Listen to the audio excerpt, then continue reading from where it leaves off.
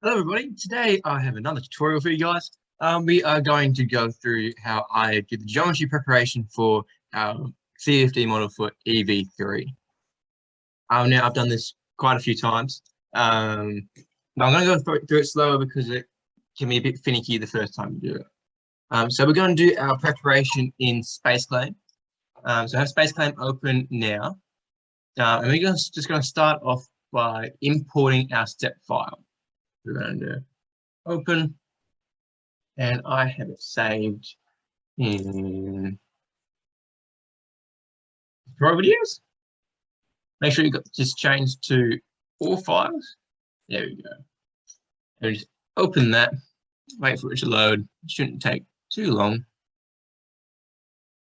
So this model I prepared myself. There'll be a separate video on how you should go about designing a CFD model from my personal experience, a few tips on what I think should be neglected and what you should make sure is included. But that's our model here. First step with these complicated geometries is you want to make sure you make use of the SpaceClaim repair tool. So click repair, and first we're going to check for split edges. See, we've got 4 split edges. Just click the tick here, it will fix all of those for you. Same with extra edges, duplicates, small curves, exact edges. Got 3 of those.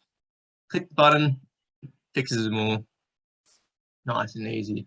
Also check for short edges. We've got 6 of them, and click the button and they go away. If they don't go away, you can actually just zoom in and click each icon, but it's normally pretty good. So now we're going to create our enclosure. So when you create an enclosure in SpaceClaim, it essentially becomes the fluid domain that your flow is going to flow through. And it automatically hollows out the void about where your geometry would have been. It's great. Unlike in Design Modeler, where when you create that fluid domain, you have to physically remove your geometry by using Boolean commands and such like that. SpaceClaim is much more simpler. So we're going to click the enclosure tool and select our whole face. Deselect symmetrical dimensions. Here we are. So, rule of thumb with creating your enclosures, you want to have 3 times the length at the rear. So our length here is 3,300 millimeters. 3,300 times 3 at the rear. And every other dimension is going to be exactly the length. However, we are going to make use of symmetry here. So we don't really care about this dimension because we're going to be cutting it off anyway. But this one we want it to be 3,300. At the front, we also want it to be 3,300. We do not care about the bottom one either because we're going to make a floor boundary condition. And so we're going to actually be cutting that, which you'll see very shortly. So once we're happy with our enclosure, just click the tick arrow there. So now as we go over to our structure, you can see we've got our enclosure here. And what we need to do is deselect all the geometry except the enclosure. Deselect all of these. Make sure you've selected the select tool. And we also want to suppress physics for all of these. When we suppress physics, we are essentially telling ANSYS Fluent that we do not want it to complete any calculations on these. If you don't suppress physics, later on in your setup, in your cell zone section, it's going to come up with some solid zones. And we only want one fluid zone when we get to that stage. So just suppress the physics, click them all, right click, pretty easy. And then that's essentially done. Now we're going to go about applying some symmetry or creating some symmetry. And we want to click the plane tool. And if we click that middle icon, the center of the triad, it will create 3 planes in the cardinal directions. We only really need 2 of them. But, you know, that's just the easiest way I found of doing it. First thing we're going to do is we're going to then use the move tool You move the move tool to move this plane. And this is we're gonna use these planes to cut the enclosure. And so this plane is gonna be used to determine where our ground is gonna be. Let's zoom in. And what we're gonna do is we're gonna wanna use this arrow here to move the plane down. We wanna move it so that it just kind of cuts the wheels, just like that. I want to just cut off that bottom bit. I generally just move it down by 50 mils. And so as you can see there, there's plenty of space underneath the wing where that wheel there is getting cut off. We will also be adding a wheel stand at that point, and that you'll see that later, and that will be very useful when we come to creating boundary conditions. So once we've moved that, we're happy with that where that plane is now.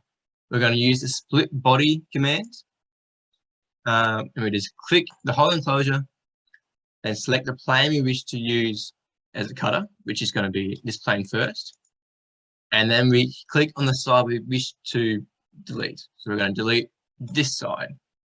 As you can see now, that's going to be our symmetry plane right here.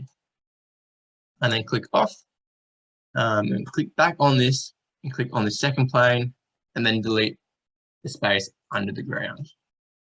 Perfect. So this is now our complete enclosure. This is where the fluid will flow. Back to select. Now you can delete these planes. We no longer need them. It's nice just to keep your structure tree pretty clean. What we're going to do next is create some body of influences.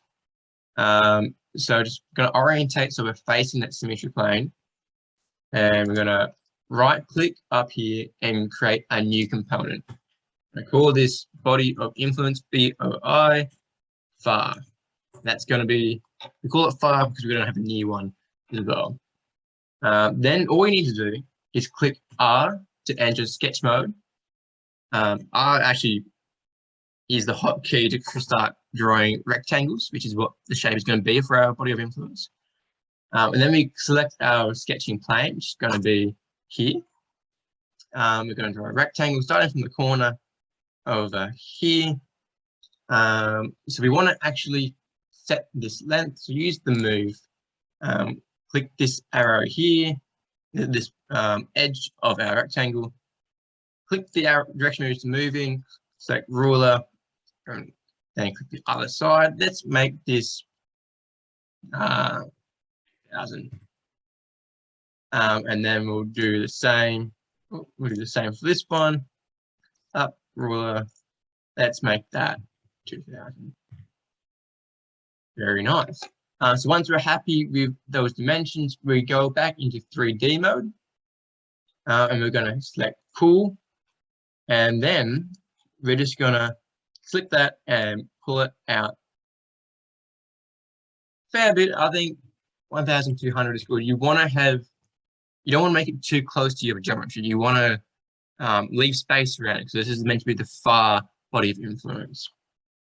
But we also don't really need it to be this far forward. So if we pull it back by maybe about 1500 mils, that's a bit more reasonable. Your dimensions of your body of influences are really up to you about what you think is reasonable. You don't have to follow an exact value per se, and I tend to mix it up every now and then depending how I'm feeling. So that is our first body of influence done. If we deselect the enclosure and then just click on this, we can make it transparent. Reselect the enclosure, and then you can see there is the car inside. Very nice. Now we're going to create a new component. So right click up here, new component, and this is going to be body of influence. Body of influence. New. Now notice that when we create the new component, it's in bold, which means it's activated. When a component is activated, you can use box select to select it. You can pull on it, you can move it. And you can't do that unless a component is activated. Maybe a source of confusion in the future. Let's deselect the body of influence file because we don't really see that right now. And we're going to click R again, same sketching plane, and we want a rectangle around the front wing because we care a lot about the flow around the front wing and about the forces produced. So we're going to make it extra fine around there. And we also care about the rear wing. So okay, those two there. As you can see, I'm kind of just eyeballing the size of these. You can, you know, be a bit more refined. It's not. I find that it's not entirely necessary as long as the spirit of what you're being close to is kept. So back to 3D mode. It automatically selects pool sometimes, which is nice, unless you've been playing around with Move or something before. So click on this face, we'll pull him out all this way. Now, this one we want it to be pretty close to that ring. We don't want it to go out too far. So this is going to be extra fine. So I think 700 mils is pretty good. And then for this one, I'm going to pull him out. 450 is probably reasonable. Back to select. Let's make these transparent, same as we did before. Just click on them. And let's see. Yeah, so there we go. There are our body of influences. As you can see, they're nice and tight around the wing. And they're only really refining the mesh around that spot. All right, so now we move on to name selections. So we'll get the enclosure ones out of the way first. We have a inlet. So when you, to create the name selection, just click on the one, the face you want, and then use Control G, and it automatically creates the group here. So inlet, we're going to have these two faces are going to be what we call the sky. This one here is our symmetrical face. The bottom one will be our ground and our outlet. Let me just name these real quick. That's our outlet, ground,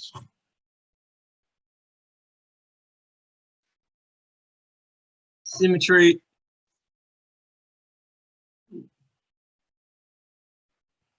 sky, and our inlet. Right, so once those are all done, we can now actually hide all these faces nice and quickly. And the benefit of doing that is we can then access the actual car a bit easier. So Control, click all these, then right click, face, hide face. And then we can just access the car much easier. And before we hurry on, we should make sure that we activate the enclosure component. Just so we got much easier use for box selection. And we also need to do some pulling here. First things first, we're going to do our wheels. So if you double click on it, it will select all those faces. It can get janky sometimes. For example, when I double click up here, it only double selects those two. Double click there, selects all those ones, but not others. So your double click selection isn't always reliable. Anyway, double click, Control G, that's our front tire. I'm going to name them as I go. My naming convention, how I like to do it, is I like to call it wheel. And the reason for that is because when we get later on, when we're doing our meshing or when we're doing post-processing or setup, I want all my wheels together. And because it gets ordered in alphabetical order of the name selections, if I went front wheel and rear wheel, my front wheel is going to be up here on the list, rear wheel down here. If I just go wheel front, wheel rear, they're right next to each other. Works really nicely. So we're going to do the same for the rear wheel, wheel, rear. And now we are going to create the stand upon which the wheels stand on. Yeah, makes sense. So we're going to select the pull function and then zoom in here. We want to select this edge. Double click that edge to select the whole thing. Give it a little tug. And I recommend setting this to 4 mil. Nice and easy. We want to do the same for our rear tire. 4 mil.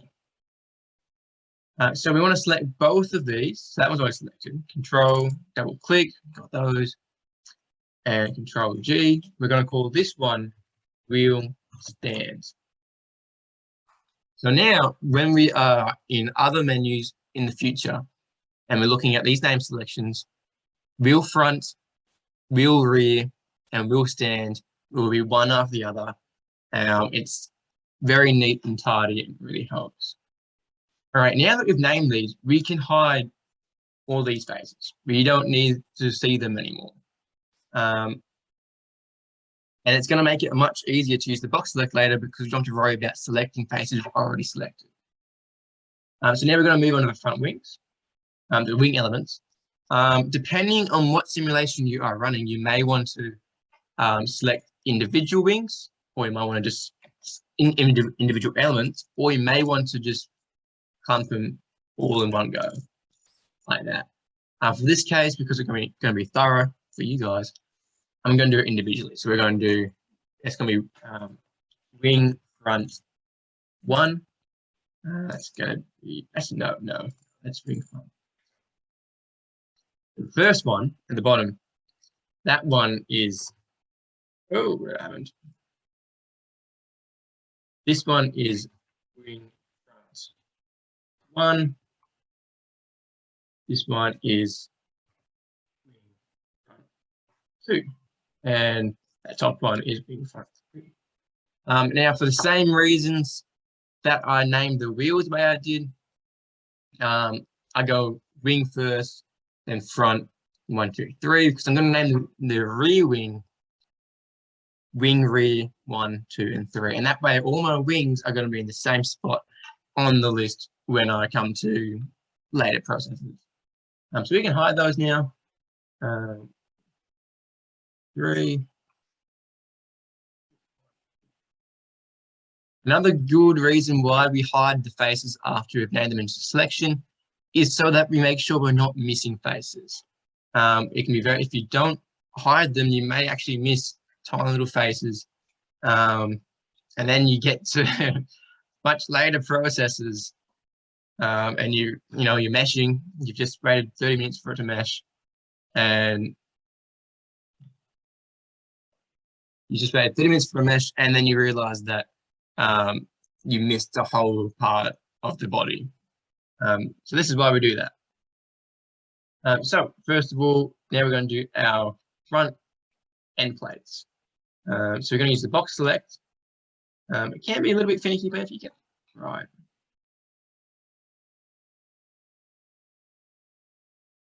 There we go. Yeah, so click and drag the box select. That grabs them all. These are going to be end plate front. And then we're going to hide those. And let's see if we missed any faces. No, we got them all. Awesome. Next, we are going to move to the rear wing. Right, so we're going to do these the same way as the front. Remember, Control G is what you use to create this selection. It's going to be rear 1, wing rear 2, and wing rear 3. Awesome. Let's hide those. So the alternative way, instead of using box select, you can just select each face individually, like this. It's much slower, it's more precise in some ways. At least you know exactly what faces you're selecting, but it's very, very time consuming. And yeah, it's, as you can see here, it's just finicky. Being able to box selector is so much easier.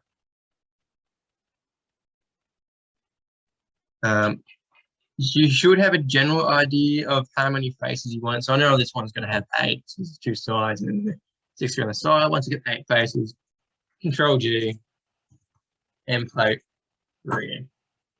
Awesome. Let's hide that one now as well. Where are we? Face. Sorry. Right click, face, right face. So this process does obviously get a bit repetitive, the way of the game. So we're doing the same for all the rods. I'm going to group all the rods in one. The rods obviously aren't a hugely important part of the process of the car in terms of how much downforce is produced and of the fluid flow across it.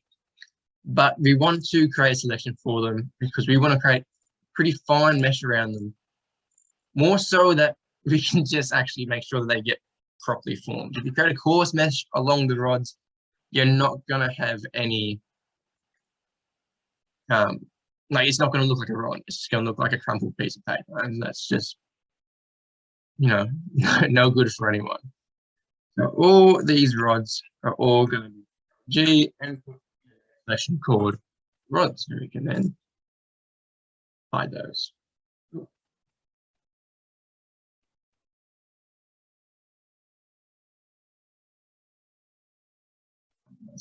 That was on the arm for a moment. Alrighty. Now it may be tempting, and I did this originally, to put the side pod and the body in one name selection. I don't recommend doing that. You really want to be specific as you can with your name selections and breaking it up as much as you possibly can without being ridiculous. So keep your side pod separate from the rest of the body.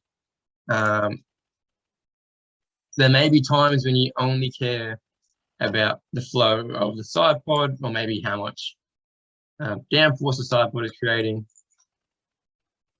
and stuff like that. So yeah, it's just good practice to keep them separate. So what may be happening, what has happened with myself, is that we found that the body was producing downforce, but we didn't really know at first whether that was from the side pods or the body. It was very much unknown. And so I then had to do this whole process again, and which you'll probably do as well. It's not a one and done. It's not like you do it once and you never have to do it again. Yeah, and we didn't know whether which part was creating the lift. So I had to run a whole new sim, and that was when we discovered that side pods were in fact creating the lift. All right, so now we're on to our very last step. Now that everything else is hidden, we can just box select the body, and in one swoop, we're done. Good. Because everything else was hidden, we could just box select it real easy. I can tell you from experience, trying to click all these faces and avoiding the other, components of the car is incredibly difficult. And you would make mistakes and do that way, and I did make many mistakes there. Anyway, so that is actually the end of this tutorial. Our geometry is now fully prepared to be taken into fluent meshing, and beyond. This is ready. So what I'm going to do is I'm going to save this as a SpaceClaim geometry. So then I can take it, SpaceClaim file. Then I can take it into the VM where I'm going to do the rest of this tutorial. Thank you for watching, and stay tuned for the next part. Thank you.